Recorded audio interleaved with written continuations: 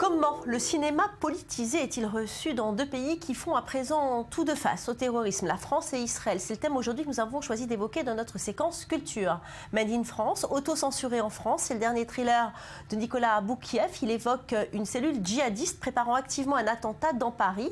Ce film semble être l'une des victimes des attentats du 13 novembre 2015. En effet, ce dernier ne verra jamais le jour en salle française. Et ce film, figurez-vous, est sorti la semaine dernière ici au cinéma en Israël. Résultat, un gros flop, seulement quelques centaines d'entrées face à un public lassé des films polémiques. Alors on regarde tout de suite un extrait et on en parle après.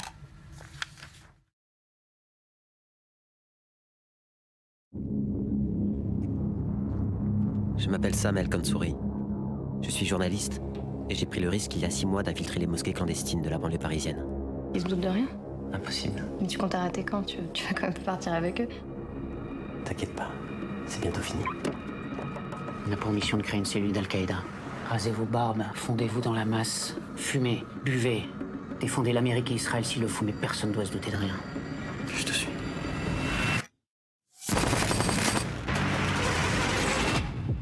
Vous savez que maintenant vous êtes complice. Je peux vous garantir qu'en prison, quand les barbus sauront que vous avez trahi, ils vont pas vous rater. Alors vous allez continuer? Ça veut dire que j'ai pas le choix?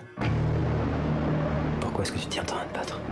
La vengeance n'a rien à voir avec l'islam. Qu'est-ce que tu penses de Sam? Qu'est-ce qu'il te dit? Comment ça, utiliser les autres, ça veut dire quoi, ça? Bien sûr qu'il est complètement parano, j'arrête pas de vous le dire. La nuit dernière, il est rentré, il était couvert de sang. Dis-moi ce qui se passe. Sinon, je lui dis que je t'ai vu fouiller dans ses affaires. Je t'ai jamais senti. Je te fais plus confiance. Si j'installais le programme, vous me laissez tranquille. La situation a changé. Mais ok. Non, mais j'arrête, moi. Non, vous avez 2 jours pour trouver qui donne les ordres. Une vague d'attentats va secouer toute la France. Notre action sera la première d'une longue série. Ce sera sur les Champs-Élysées, à une heure de grande affluence. C'est un grand honneur. Je refuse de tuer des innocents. On est en guerre, et dans toute guerre, il y a des victimes civiles. Parce que tu crois que la volonté d'Allah, c'est de tuer des enfants. Ariel Siboni, bonjour. Que s'est-il passé avec ce film concrètement? Alors concrètement, ce film s'est vu être donc l'une des victimes des attentats puisqu'il n'est pas passé en salle. En effet, il devait être prévu pour le 17 novembre 2015, donc 3 jours après les attentats. Du coup, la production a décidé de le décaler au 20 janvier et manque de chance, trop proche justement de l'anniversaire de Charlie Hebdo, encore présent dans les consciences, il a décidé de ne pas distribuer le film en salle et donc directement en VOD pour 6,99 €. Oui, mais enfin c'est quand même assez choquant qu'un film soit passé sous silence parce qu'il n'est pas politiquement correct ou bien il n'est pas conforme. En effet, c'est très symptomatique un peu de la frilosité du cinéma français.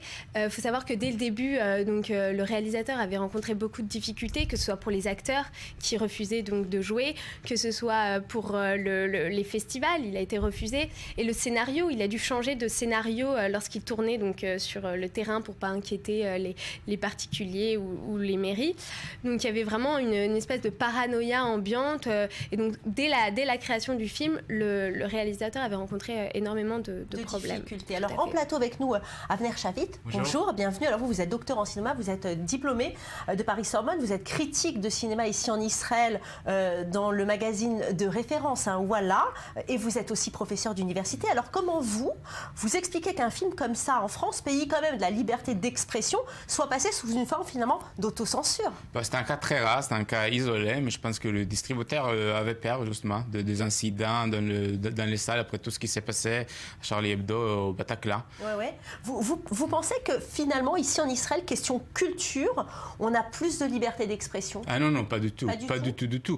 Parce que chez nous, par exemple, aussi un film sur le terrorisme, Paradise Now, un film sur le terrorisme palestinien, donc il était dans les salles, juste dans la cinémathèque de Tel Aviv, et après, il n'est jamais passé à la télé. Jamais sur aucune chaîne. En plus, le film de Mel Gibson sur Christ, etc. Donc non, pas du tout. Comment vous expliquez que ce film n'ait pas eu de succès? Parce que le terrorisme, il fait partie prenante ici de la vie de tous les jours. Parce que les gens, ce que les gens cherchent, le public israélien aime le cinéma français. Mais ce qu'ils cherchent, c'est se faire rire. Ils cherchent du fromage, du vin, donc de comédie avec Danny Boone, pas de film sur le terrorisme. Après la première projection dans la cinémathèque de Tel Aviv, les gens ont venu au directeur de programmation en disant qu'est-ce que vous avez fait? On ne veut pas voir de trucs comme ça, c'est horrible, c'est effrayant. Jamais plus Oui, mais de la vie. c'est aussi la réalité de la France. Oui, mais les gens, quand les gens, au moins ici, vont au cinéma, ils cherchent à s'enfuir de la réalité. Ariel? Mais ce qui est intéressant aussi de voir, c'est qu'on a eu, même l'affiche en fait a dû être changée pour le politiquement correct. Faut savoir que la Tour Eiffel était représentée en forme de Kalachnikov, donc le réalisateur a dû changer et s'adapter à la paranoïa donc ambiante. Oui, mais ici, l'affiche, moi je suis passé devant l'affiche sur Rothschild, personne ne l'a remarqué. Personne ne l'a remarqué, c'est ça qui est étonnant. Mais quel genre de film alors les Israéliens aiment voir? Pour le cinéma français, on aime le vin, qui s'aimait le fromage on aime le français. comédie. Non, moi j'ai toujours dit que plus qu'il y a du vin et du fromage dans un film français, plus qu'il a du succès en Israël. On aime de comédie, on aime beaucoup. Maintenant, il y a une vague de comédies françaises, de films qui sortent toutes les semaines. Retourner chez sa mère, Adam avec Danny Boone, Un homme à la hauteur avec Jean Dujardin. Donc, on cherche à se faire rire. Mais ce qui est drôle, c'est que dès qu'un film parle français, même si c'est une comédie du grand public, de mauvais niveau, c'est un film d'art et d'essai, parce qu'il parle français. Ariel? On a même la création d'un festival depuis 2 ans, du festival du cinéma français, des comédies françaises. C'est même pas le cinéma français, c'est comédie française.